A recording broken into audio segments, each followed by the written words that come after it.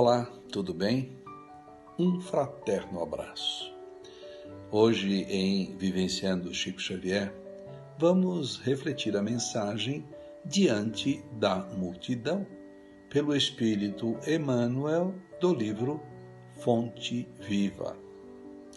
Rogando aos amigos espirituais que nos iluminem, para que possamos juntos conceber o entendimento das mensagens que amorosamente se dedicaram e se dedicam para nos despertar para a vida. E Jesus, vendo a multidão, subiu a um monte. Mateus, capítulo 5, versículo 1. As bem-aventuranças. Vendo Jesus, a grande multidão do povo subiu a um monte, e depois de ter se sentado, se chegaram junto a ele os seus discípulos, e ele os ensinava, dizendo: Bem-aventurados os pobres de espírito, porque deles é o reino dos céus. Bem-aventurados os mansos, porque eles possuirão a terra. Bem-aventurados os que choram, porque eles serão consolados. Bem-aventurados os que têm fome e sede de justiça, porque eles serão fartos. Bem-aventurados os misericordiosos, porque eles alcançarão misericórdia. Bem-aventurados os puros de coração, porque eles verão a Deus. Bem-aventurados os pacíficos, porque eles serão chamados filhos de Deus. Bem-aventurados os que padecem perseguição por amor da justiça, porque deles é o reino dos céus. Bem-aventurados sois quando vos injuriarem e vos perseguirem e disserem todo mal contra vós, mentindo por minha causa. Nos esclarece Emmanuel sobre esta sublime passagem, quando o Mestre Jesus ensina-nos o caminho da verdade e da vida. Diz Emmanuel: o procedimento dos homens cultos para com o povo experimentará a elevação crescente à medida que o Evangelho se estenda nos corações. E, infelizmente, até agora, raramente a multidão tem encontrado, por parte das grandes personalidades humanas, o tratamento a que faz jus.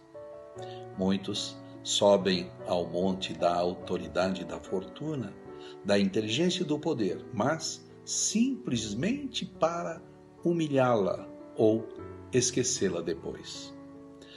Sacerdotes inúmeros enriquecem-se de saber e buscam subjugá-la a seu talante. Políticos astuciosos exploram-lhe as paixões em proveito próprio. Tiranos disfarçados em condutores envenenam-lhe a alma e arrojam-na ao despenhadeiro da destruição, à maneira dos algozes de rebanho que apartam as reses para o matadouro. Juízes menos preparados para a dignidade das funções que exercem confundem-lhe o raciocínio. Administradores menos escrupulosos arregimentam-lhe as expressões numéricas para a criação de efeitos contrários ao progresso.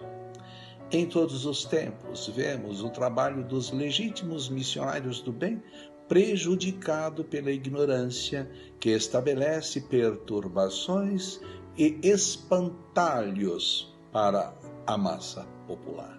Entretanto, para a comunidade dos aprendizes do Evangelho, em qualquer clima da fé, o padrão de Jesus brilha soberano. Vendo a multidão, o Mestre sobe a um monte e começa a ensinar. É imprescindível empenhar as nossas energias a serviço da educação. Ajudemos o povo a pensar, a crescer e a aprimorar-se. Auxiliar a todos, para que todos se beneficiem e se elevem, tanto quanto nós desejamos melhoria e prosperidade para nós mesmos. Constitui para nós a felicidade real e indiscutível. Ao leste e ao oeste, ao norte e ao sul da nossa individualidade, movimentam-se milhares de criaturas em posição inferior à nossa. Estendamos os braços, alonguemos o coração e irradiemos entendimento, fraternidade e simpatia, ajudando-as sem condição. Quando o cristão pronuncia as sagradas palavras Pai Nosso, está reconhecendo não somente a paternidade de Deus, mas aceitando também por sua família a humanidade inteira.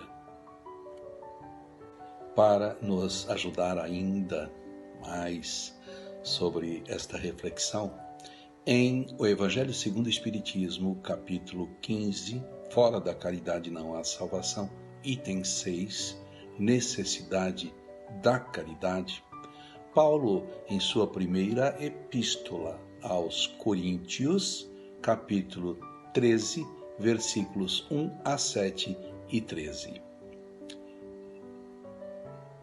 O recado de Paulo aos Coríntios. Ainda quando eu falasse todas as línguas dos homens e a língua dos próprios anjos, se eu não tiver a caridade, serei como o bronze que soa e um símbolo que retine. Ainda quando tivesse o dom da profecia, que penetrasse todos os mistérios, e tivesse perfeita ciência de todas as coisas, ainda quando tivesse toda a fé possível, até ao ponto de transportar montanhas, se não tiver a caridade, nada sou. E quando houvesse distribuído os meus bens para alimentar os pobres, e houvesse entregado o meu corpo para ser queimado, se não tivesse caridade, tudo isso de nada me serviria. A caridade é paciente, é branda e benfazeja. A caridade não é invejosa, não é temerária nem precipitada, não se enche de orgulho, não é desdenhosa, não cuida de seus interesses, não se agasta, nem se azeda com coisa alguma, não suspeita mal.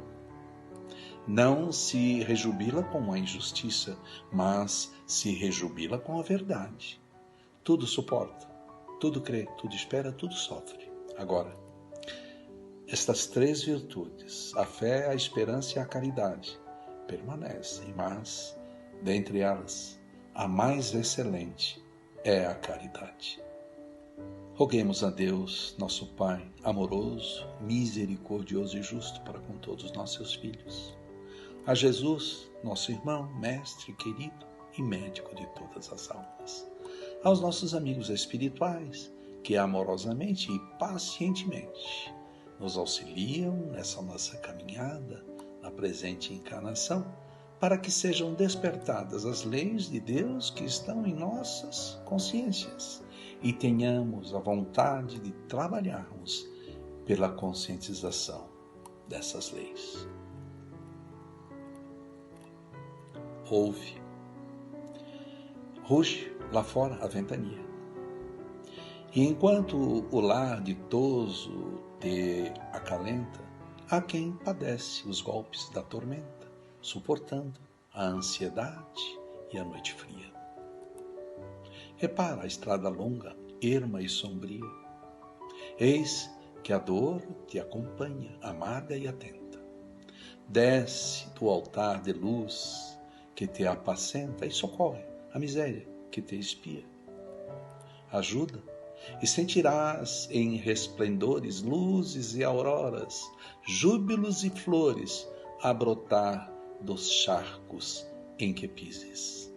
Estrelas fulgirão sobre os teus passos, e que o Cristo do amor te estende os braços junto às chagas dos grandes e felizes. Alta de Souza. Até uma próxima oportunidade, sempre com Jesus.